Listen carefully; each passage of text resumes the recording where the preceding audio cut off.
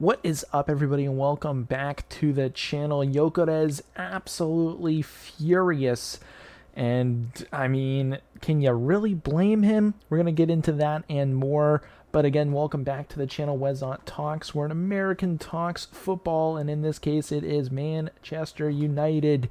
We are hopping on the Reds train at their lowest point in most likely their history. I know they've been relegated, so on and so forth, years before, but the Manchester United we know today, we're hopping on the train at their lowest point. And I will admit that sometimes you hop on when it's a bandwagon and they're killing it and they're winning leagues and Champions League, so on and so forth. But I would say this is their lowest point in their current history. But the news today, Yohannes absolutely furious with the club. And just a quick little peek here at his Instagram. He has taken everything besides the pictures in his description regarding the fact that he is with Sporting out of his description.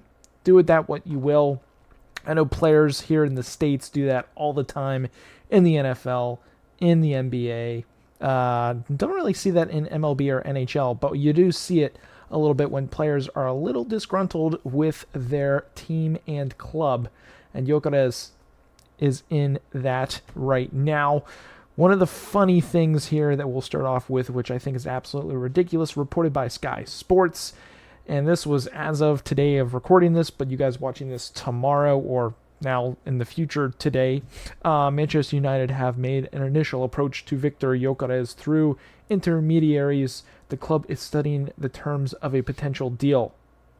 I feel like, and I know Goldbridge talked about this as well in one of his episodes today, United have already been inquiring about Gyokeres. This has already been in the books or on the talks or whatever you want to call it for a potential move for United. Again, it might be people talking about it, but just reporting it now, I think, is a little much when it comes to needing some clicks or getting some movement on their channel, whatever it might be. But I think that reporting is absolutely ridiculous. I know we are using United Truthful, and I feel like they are pretty solid with some of the stuff that they do. But let me scroll up here to some quotes or stuff taken from Fabrizio, who we do trust and can take his word for things that he says, because he's only going to say it if he means it. In the last 48 hours, Manchester United, Al Hilal, and Juventus called Victor Gyokeres' agent. It's not a priority for the player to accept Al Hilal's proposal, aka, but he does not want to go to Saudi. He does not want to go for the money yet. He is still young. He is still wanting to prove himself in Europe, and I don't blame him. I mean, it's the creme de la creme, the top of the top in the world. You've got, I know the Portuguese league is a little bit lower than the top leagues such as the Premier League. You've got Serie A, Ligue 1, you've got La Liga, you've got the Bundesliga. Those are the top 5 leagues in the world. And he's trying to get to one of those. Juventus, I know they're in Serie A. I don't think he's going to go to Italy. If he were to go to a club, I could see maybe PSG throws in a little something to get him to go there. I don't know. I don't think that's been reported anywhere, but I'm just thinking outside the box of other teams other than United trying to pull for him. And I know it's a very decent chance that they could pull him if the financials are right and they are able to sell some players out of the club. And I think that's going to be the only way they're going to be able to afford him. And we'll get to that in just a moment. But Gyokeres wants to play in Europe. Regardless of who that's going to be for, that's to be seen. Whether it's your United, your Arsenal, I don't think Liverpool are going to be in for him. Obviously, City aren't going to be in for him. So it's whether or not Arsenal can get a deal done for Sesko, and I know that has been in talks and has been advancing over the past couple of days and week, I should say, for him. But who knows? Maybe they try to bring in 2 strikers. I don't see that being the case, but you never know. Things have happened. Crazier things have happened, I should say, in the world of football transfers. With UEFA Champions League football, I am 99% convinced that Manchester United were going to close the Gyokeres deal quite quickly. That was the feeling. So Fabrizio's saying that now, basically saying if they won the Europa League final and qualified for Champions League, aka bagging $100 million they would have been able to get the deal done. Why he didn't report that earlier, who knows? Whether he wanted to hold on to that for the time being, right after, I think would have been pretty disastrous for the actual outlook of that game, and the outlook of the game was absolutely terrible. They played awful. It was one of the worst games I've ever seen in my life in terms of football being played at a professional level from both sides, not just United. I thought Tottenham were absolute dog in that game as well, but if he said that maybe a day or two after the game, fans would have been losing their minds.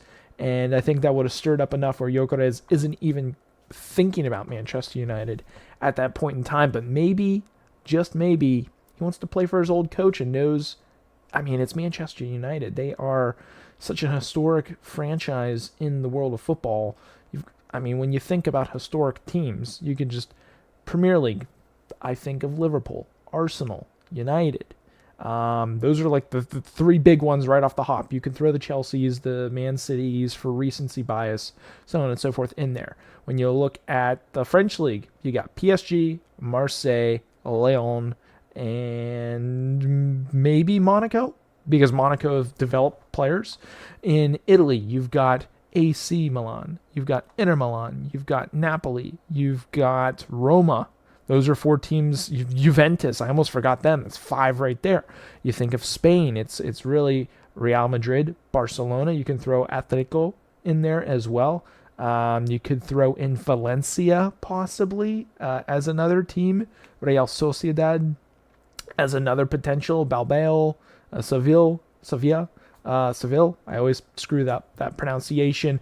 Germany, you've got Dortmund, you've got Bayern, you've got Leverkusen. So again, you're throwing out all these teams of big time from big leagues that could try to push for a player like this. But at the end of the day, it's going to be maybe his decision. But getting into this, and really the title of the video, Victor Gyokeres is furious with Sporting for not honoring their agreement to allow a move for 60 million plus 10 million in add-ons. They now value him at 80 million. The player has removed references to Sporting from his Instagram. That's reported by record_Portugal. And if I am remembering correctly, a few other people have reposted that from other sources, that information. So they're definitely going off of this. And if that's the case, how does United even afford him? I'm just looking at the time here on the video because I don't want it to go over 10 minutes, but Gyokeres at 80 million. I mean, I think value-wise, is that what he's worth? I mean, possibly. The club, he is a commodity of that club, and other clubs obviously want that commodity to boost their own, i.e. United needing a big-time striker to play in front of the Højlund if he stays, or Xerxes when he inevitably stays. So, I mean, Sporting can do whatever they want. They can ask 100 million and they're not going to sell him. Now, whether he would then play for the team or not, or sit out, I've never really seen a player in soccer ever sit out because he wasn't sold, because he wanted to be sold. But if there were backroom talks and firm handshake agreements that, hey, when it's time for me to go, you guys can ask for 60 plus 10 million and add-ons, but they're valuing him at 80 million, and I really don't know how United are going to come up with those funds when they've got Cunha in the bag, and Mbumo is basically in the bag right now. That is a lot of money. That's almost upwards to 120 million right there in transfers, and you haven't sold anybody yet. You haven't sold Rashford. You haven't sold Garnacho.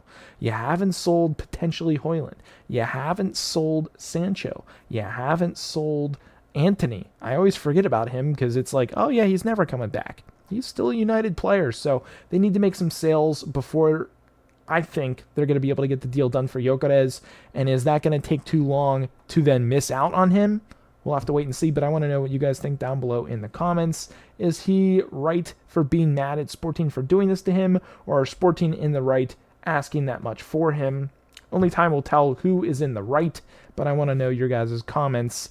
Hit the like button if you guys enjoyed this video. Hit that subscribe button if you guys are new. But that's going to be it for this one, and we will catch you guys in the next video.